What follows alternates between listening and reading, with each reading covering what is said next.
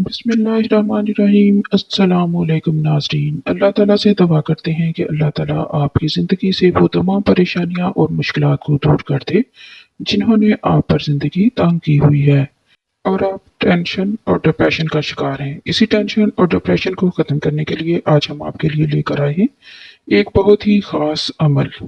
अमल कुछ इस तरह से है, लफ्ज़ अल्लाह टेंशन का आखिरी इलाज।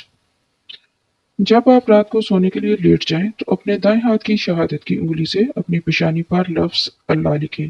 यह प्यारा प्यारा नाम बगैर अराब के 66 मरतबा लिखना है।